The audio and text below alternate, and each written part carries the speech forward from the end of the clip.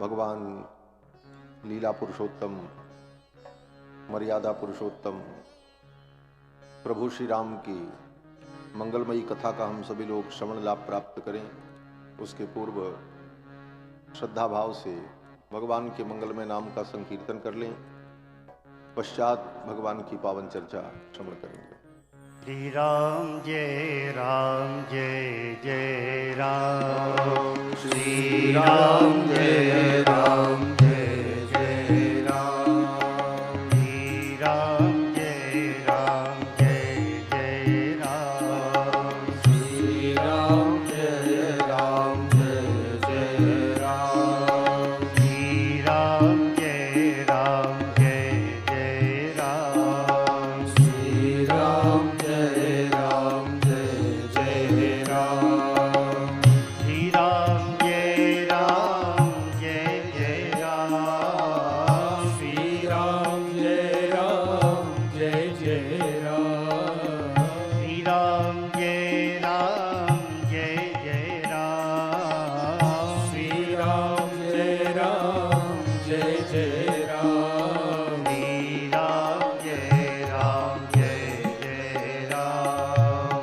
श्री राम जय राम जय जय राम, श्री राम जय राम जय जय राम, श्री राम जय राम जय जय राम, सीताराम जय सीताराम, सीताराम जय सीताराम, सीताराम जय सीताराम, सीताराम जय सीताराम, श्री राम जय राम जय जय राम, श्री राम जय राम जय जय राम, श्री राम जय राम जय जय राम, श्री राम जय राम जय जय राम, श्री राम जय राम जय जय राम, श्री राम जय राम जय जय राम, श्री राम जय राम जय जय राम, श्री राम जय राम जय जय राम, श्री राम जय राम जय जय राम, श्री राम जय राम जय जय राम, श्री राम जय राम जय जय राम, श्री राम जय राम जय जय राम, जय रघुनंदन जय सिया राम, जय रघुनंदन, श्री राम जय राम जय जय राम, श्री राम जय राम जय जय राम, श्री राम जय राम जय जय राम, सीताराम जय सीताराम, सीताराम जय सीताराम, सीताराम जय सीताराम, सीताराम जय सीताराम,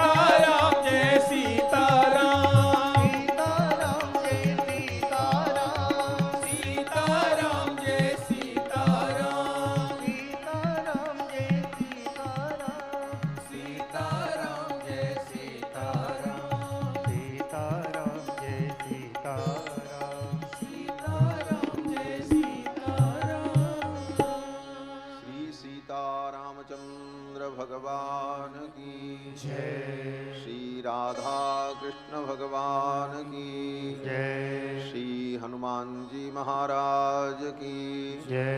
श्री राम कथा महोत्सव की जय। सब संतन की जय। सब भक्तन की जय। सत्य सनातन धर्म की जय। जय जय सीताराम।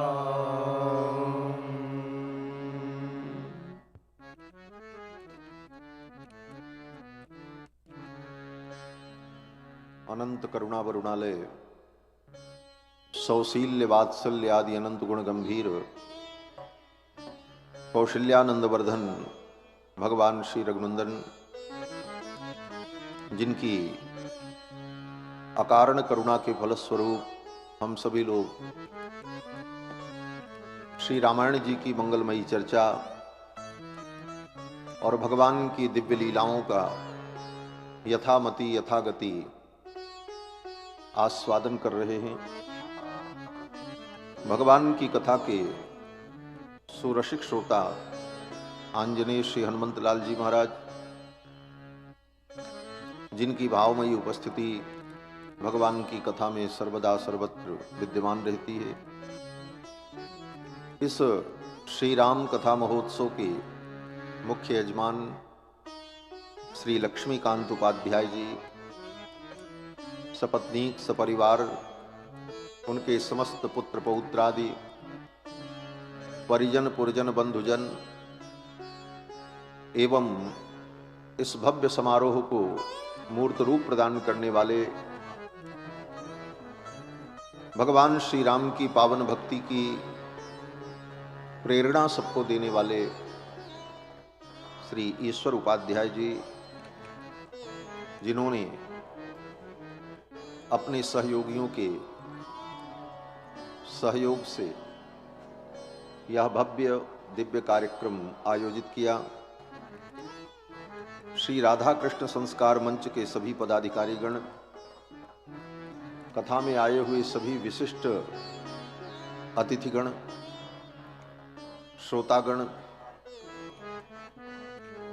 भगवत कथा रस रसिक सज्जन वृंद, श्रद्धामयी माताओं एवं सुस्नेहिल बच्चों, भगवान श्री रघुनंदन की मंगलमयी कृपा से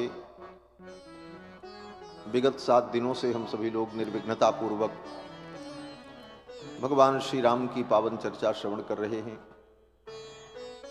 जीव का जब परम सौभाग्य होता है, जन्म जन्म के पुण्य प्रकट होते हैं, तब ऐसा सुंदर सुअवसर प्राप्त होता है। भाग्योदयेन बहुजन्म समर्जितेन सत्संगमं च लभते पुरुषो यदा वै अज्ञान हेतु कृत मोह मदांधकार नाशम विधाय ही तदोदयते विवेका। जब जीव का भाग्योदय होता है, जन्म जन्मांतर के पुण्य प्रकट होते हैं, तभी ऐसा सुंदर सुअवसर प्राप्त होता है। श्री रामायण के माध्यम से ज्ञान वैराग्य भक्ति की तत्व की चर्चा हम सभी लोग श्रवण कर रहे हैं। महर्षि वाल्मीकि राम कथा के प्रस्तोता, महर्षि वाल्मीकि की वाणी को सुनकर के किसे परम गति की प्राप्ति नहीं हो सकती। वाल्मीकेर मुनि सिंहस्य कविता वनचारिणः शृण्वन् राम कथा नादम को न याति पराम गति। महर्षि वाल्मीकि की स्तुति में आचार्य जन कहते हैं कि जैसे जंगल में कोई व्यक्ति जाए और जंगल में अचानक सामने कोई सिंह आ जाए और सिंह गर्जना करे, दहाड़ मारे, तो सिंह की उस गर्जना को सुनकर के व्यक्ति का हार्ट फेल हो जाएगा, संसार से चला जाएगा। कहते हैं कि वाल्मीकेर मुनिसिंहस्य कविता वनचारिणः जो वाल्मीकि रूपी सिंह हैं, और ये किस जंगल में रहते हैं? बोले कविता वनचारिणः, कविता रूपी वन में, काव्य रूपी वन में विहरण करने वाले महर्षि वाल्मीकि आदि कवि। वाल्मीकिर् मुनिसिंहस्य कविता वनचारिणः शृण्वन् राम कथा नादम, इनकी राम कथा की जो गर्जना है, इस राम कथा की गर्जना को सुन करके कौन याति पराम गतिम, कौन ऐसा व्यक्ति होगा जो परम गति को प्राप्त नहीं करेगा? कौन याति पराम गतिम, ऐसे महर्षि वाल्मीकि जो ब्रह्मा के अवतार हैं। और महर्षि वाल्मीकि ने भगवान श्री राम के संपूर्ण चरित्र को ब्रह्मा जी के आशीर्वाद से, राम जी की कृपा से, संपूर्ण राम चरित्र को जिन्होंने अपनी दिव्य दृष्टि से देखा, हसितम भासितम चैव गतिर यावच्च चेष्टितम तत्सर्वं धर्मवीर्येण यथावत् संप्रपश्यति, भगवान के संपूर्ण चरित्र को यथावत दिव्य दृष्टि से देखकर महर्षि वाल्मीकि ने लिखा। और वही महर्षि वाल्मीकि इस कलयुग में गोस्वामी तुलसीदास जी के रूप में प्रकट हुए। महर्षि वाल्मीकि ने विचार किया कि रामायण तो हमने लिख दी, लेकिन रामचरित हमने नहीं लिखा। यद्यपि रामायण ही रामचरित है, लेकिन जब रामायण की रचना की महर्षि वाल्मीकि ने, तो इसका एक नाम रखा रामचरित।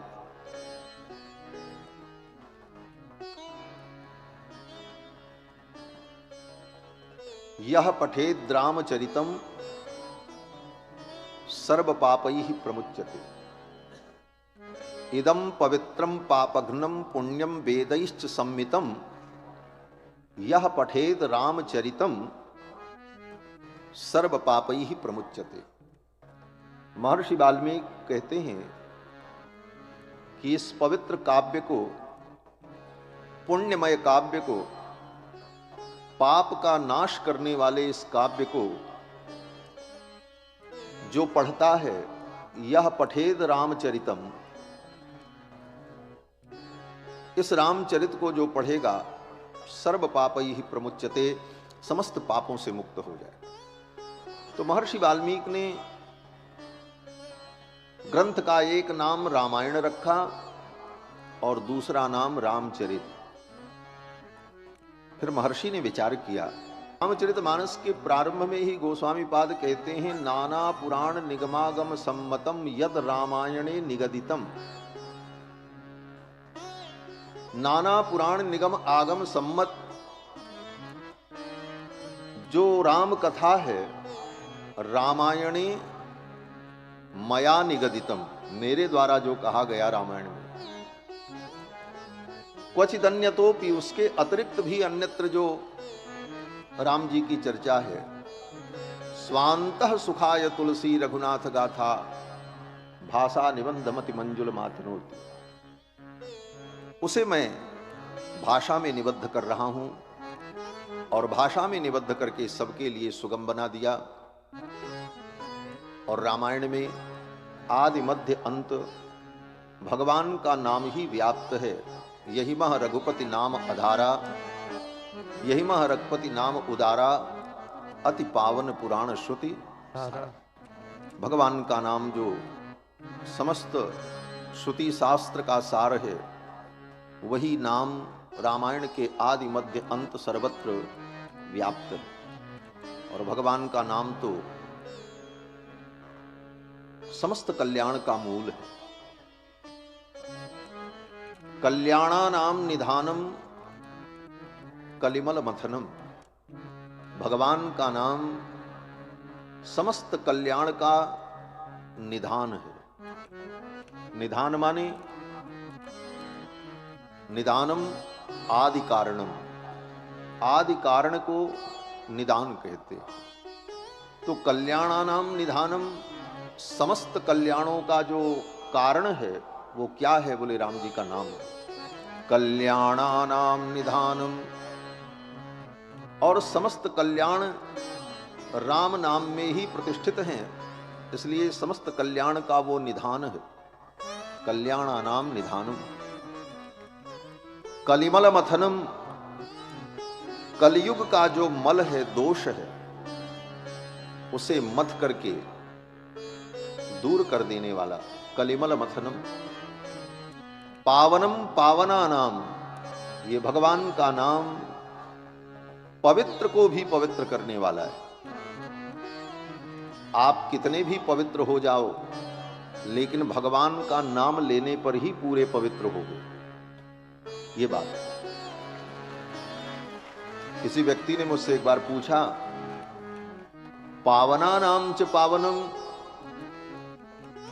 पवित्र को भी पवित्र करने वाले, क्या मतलब निकलेगा इसका? भाई जो पहले से ही पवित्र है तो उसको फिर अब नया पवित्र क्या करेंगे? तो कहते हैं देखो, पवित्र व्यक्ति अपनी बुद्धि से, अपने साधन से जितनी पवित्रता का संपादन कर ले, लेकिन पूर्ण पवित्रता तो भगवान के नाम से ही होती है। और ये मैं नहीं कह रहा हूं, वेद कहता है। कोई भी पूजा हो, कोई भी अनुष्ठान हो, आप जब पूजा करने बैठते हैं तो नहा धो करके, पवित्र हो करके, पवित्र वस्त्र पहनकर, पवित्र आसन पर, पवित्र जगह पर बैठते हैं। लेकिन इसके बाद भी आचार्य कहते हैं कि अब तुम पवित्र होने के लिए भगवान का स्मरण करो। अपवित्रः पवित्रो वा सर्वावस्थांगतोपि वा यह स्मरेत पुंडरीकाक्षं सबाह्याभ्यंतरः शुचि। कोई पवित्र हो चाहे अपवित्र हो, अगर भगवान पुंडरीकाक्ष राजीव लोचन भगवान श्री रघुनंदन का स्मरण करता है तो सबाह्याभ्यंतर शुचि ही, वो भीतर और बाहर से परम पवित्र हो जाता है। तो हम कितने भी पवित्र हों, लेकिन पूर्ण पवित्रता तो भगवान के नाम से ही होती है। पावनानां च पावनम पाथेयं जन्मुमुक्षोः सपदि वर पर प्राप्तये प्रस्थितस्य। पाथेयं जन्मुमुक्षोः, जो मुमुक्षु प्राणी परम पद की प्राप्ति के लिए इस मार्ग में चल रहे हैं, उनके मार्ग का ये पाथेय। और धर्मम, ये समस्त धर्म का बीजम धर्मद्रुमस्य प्रभवतु भवतां भूतये राम नाम। बीजम धर्मद्रुमस्य, धर्म रूपी वृक्ष का बीज भगवान का नाम। जैसे बीज के बिना वृक्ष नहीं होता, उसी प्रकार भगवान के नाम के बिना कोई धर्म हो नहीं सकता। कोई भी धर्म करने चलो तो पहले भगवान का ही नाम लेना पड़ता है। कोई भी कर्म अनुष्ठान करो तो सबसे पहले संकल्प करना पड़ता है, और संकल्प में सबसे पहले भगवान का नाम लेना पड़ता है। विष्णुर्विष्णुर्विष्णु, भगवान का नाम लेकर के ही कोई संकल्प प्रारंभ होता है, और भगवान के नाम पर ही सारे संकल्प पूर्ण होते हैं। बड़ा से बड़ा यज्ञ कर लो, अंत में यही कहना पड़ता है कि यस्य स्मृत्या च नामोक्त्या तपो यज्ञ क्रियादिषु न्यूनम संपूर्णताम याति सद्यो वंदे तमच्युतम। जिन अच्युत का नाम स्मरण करने से यज्ञ कर्मादि की न्यूनता भी पूर्णता में परिणत हो जाती है, उन अच्युत का, उन भगवान श्री हरि का हम स्मरण करते। तो कहने का तात्पर्य कि भगवान का नाम समस्त धर्मों का बीज है और जीव के कल्याण का सरल और सुगम साधन है। और भगवान के नाम का आश्रय लेकर बड़े बड़े पापी तर गए, और राम नाम के आश्रय से बड़े बड़े जीव पवित्र हो गए। ऐसे प्रभु श्री राम की मंगलमयी कथा हम सभी लोग श्रवण कर रहे हैं। कल के प्रसंग में आप सभी लोगों ने श्रवण किया कि भगवान श्री राम वन में जाने के लिए तैयार हुए। मां कैकेयी ने राम जी के लिए 14 वर्ष का वन मांगा और भरत के लिए अयोध्या का राज्य मांगा। यह सुनकर राम जी दुखी नहीं हुए। उनके चेहरे की प्रसन्नता यथावत बनी रही। कुछ देर पहले ये पता था कि हम राजा बनने वाले हैं और कुछ क्षण बाद ये पता चला कि अब तो वन में जाना पड़ेगा, लेकिन राम जी के मुखमंडल पर कोई विकार नहीं आया। न ममले वनवास दुखतः मुखाम्बुजश्री रघुनंदनस्य। रघुनंदन के मुखाम्बुज की जो श्री है, कांति है, वह कांति मलिन नहीं हुई। अर्थात राम जी सब परिस्थिति में एक रस रहते।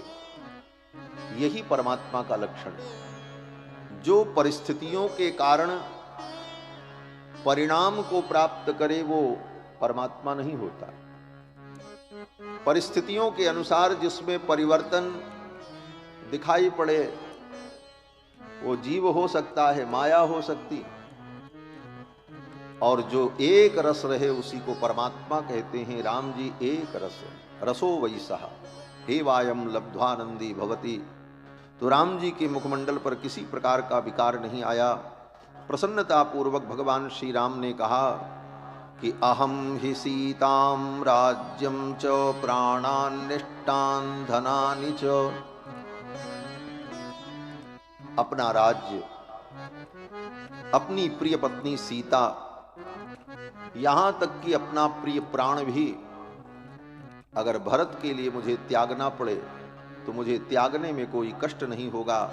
हृष्टो भ्रात्रे स्वयं दद्याम भरत आय प्रचोदिता। भरत के लिए मैं प्रसन्नता पूर्वक सब कुछ त्याग दूंगा और मेरा भरत राजा बने, इससे अच्छी बात और क्या हो सकती। और ये कहते हुए भगवान श्री राम अपने पिताजी के महल से, मां कैकेयी के महल से बाहर निकले और सीधे मां कौशल्या के महल में पहुंचे कि अब मां कौशल्या से अनुमति लेकर फिर वन की यात्रा पर जाने की तैयारी करो। साथ में लक्ष्मण जी भी। लेकिन लक्ष्मण जी केवल परिस्थितियों का अध्ययन कर रहे हैं कि क्या होने वाला है और मेरे प्रभु श्री राम का दृष्टिकोण क्या है इस विषय में। पहले ये समझ लें, तब फिर लक्ष्मण जी कोई विचार करें। लक्ष्मण जी भी साथ में। भगवान श्री राम मां कौशल्या के महल में जब पहुंचे तो मां कौशल्या ने दौड़ करके स्वागत किया और कहा, आओ बेटा, आज तुम्हारा राज्याभिषेक होगा, चलो कुछ खा लो। स्नान कर चुके हो तो कुछ खा लो, क्योंकि मां तो चाहती है बेटा कुछ खाए। तो मां कौशल्या ने कहा कि दत्तमासन मालभ्य भोजनेन निमंत्रितः। मां कौशल्या ने कहा, भोजन कर लो बेटा। राम जी ने कहा, मैया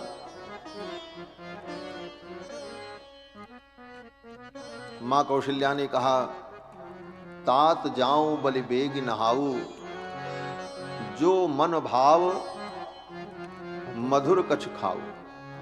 तात जाऊं बलि बेग नहाऊ, जो मन भाव मधुर कछु खाऊ। तात जाऊं बलि बेग नहाऊ, जो मन भाव मधुर कछु खाऊ। ते तो समीप तब जायहु भैया, भई बड़ भारी जाय बल मैया। पितु समीप तब जायहु भैया, भई बड़ भारी जाय बल मैया। आते जाऊं बलि।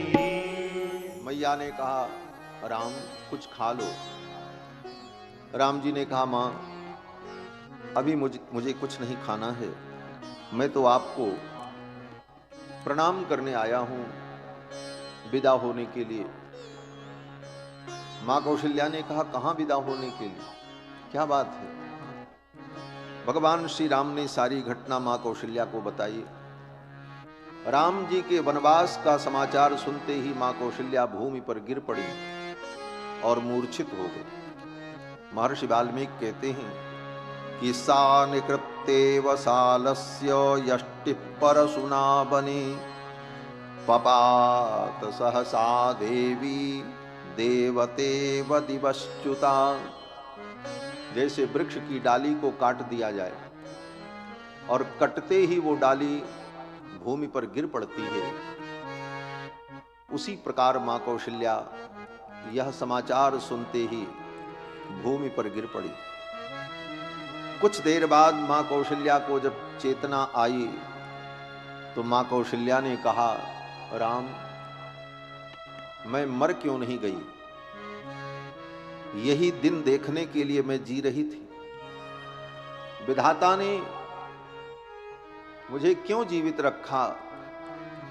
ममैव नूनम मरणम न विद्यते न चावकाशोस्ति यमक्षये मम। जमराज के यहां मेरे लिए कोई जगह नहीं, मुझे तो मर जाना चाहिए था। यदंत कोद्यैव न माम जिहीर्षति प्रसह्य सिंहो रुदतीम मृगीमिव।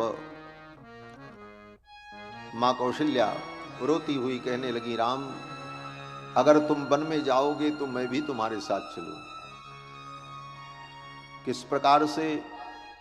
मां कौशल्या कहती हैं कि अनुव्रजिष्यामि वनम त्वयैव गौः सुदुर्बला वत्समिवाभिकांक्षया।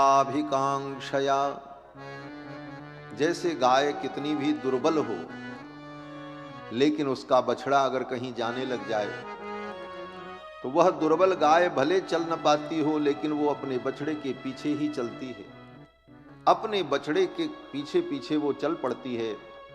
उसी प्रकार हे राम, मैं भले वृद्धा हूं, लेकिन तुम्हारी इस वन यात्रा में मैं भी तुम्हारे साथ चलूं। मां कौशल्या के इस विलाप को देखकर लक्ष्मण जी से रहा नहीं गया। लक्ष्मण जी का धैर्य टूट गया। लक्ष्मण जी ने कहा, भैया बस अब मुझसे नहीं देखा जाता और कुछ नहीं, आप वन में नहीं जाएंगे और न मां कौशल्या को कहीं जाने की जरूरत पड़ेगी। मैं देखता हूं आपके राज्याभिषेक को कौन रोक सकता है। आपका राज्याभिषेक होगा और जो व्यक्ति आपके राज्याभिषेक के विरोध में मेरे सम्मुख आएगा उसे मैं मार डालूंगा। लक्ष्मण जी कहते हैं कि निर्मनुष्यामिमां सर्वाम अयोध्याम मनुजर्षभ। हे पुरुषोत्तम, हे नरोत्तम, इस संपूर्ण अयोध्या को मैं मनुष्यों से हीन कर दूंगा। एक भी मनुष्य जीवित नहीं बचेगा जो व्यक्ति आपके विरोध में खड़ा होगा। करिष्यामि सरैः तीक्ष्णैः, अपने तीक्ष्ण बाणों के द्वारा यदि स्थास्यति विप्रिये, जो आपके विरोध में खड़ा होगा उन सबको मैं मार डालूंगा। रही बात पिताजी की, तो लक्ष्मण जी कहते हैं कि पिता पूज्य होता है, गुरु पूज्य होता है, लेकिन ऐसे पूज्य जन भी अगर धर्म के मार्ग से भटक जाएं तो उन पर भी शासन करना चाहिए। ये लक्ष्मण जी का वचन। ये नहीं है कि बड़े हैं तो कुछ भी करें, ऐसा नहीं होगा। लक्ष्मण जी कहते हैं गुरोरप्यवलिप्तस्य कार्याकार्यमजानतः, गुरु ही क्यों न हो, लेकिन अगर प्रमादवश लोभवश किसी कारण से कार्याकार्यमजानतः उचित अनुचित का विवेक न रखे तो उत्पथम प्रतिपन्नस्य कार्यम भवति शासनम, ऐसे व्यक्ति का शासन होना चाहिए, उसका नियंत्रण किया जाना चाहिए। और पिताजी अगर आपके विरोध में खड़े हैं तो मैं उनका भी विरोध करता हूं। लक्ष्मण जी ने तो यहां तक कहा कि अगर पिताजी इस नीति विरुद्ध कार्य का समर्थन करते हैं और आपके राज्याभिषेक का विरोध करते हैं तो ऐसे पिता को मैं मार डालूंगा। लक्ष्मण जी ने यहां तक कहा। लक्ष्मण जी ने कहा कि हनिष्ये पितरम वृद्धम, ऐसे बूढ़े बाप को मैं मार डालूंगा। सीधा सीधा अर्थ, हनिष्ये पितरम वृद्धम, इस बूढ़े पिता को मैं मार डालूंगा। कैकेय्यासक्त मानसम, जो अपनी पत्नी केकई में इतने आसक्त हैं और केकई की अनुचित बात को मानकर धर्मात्मा रघुनंदन को वन भेज रहे हैं। कृपणम च स्थितम बाल्ये वृद्ध भावेन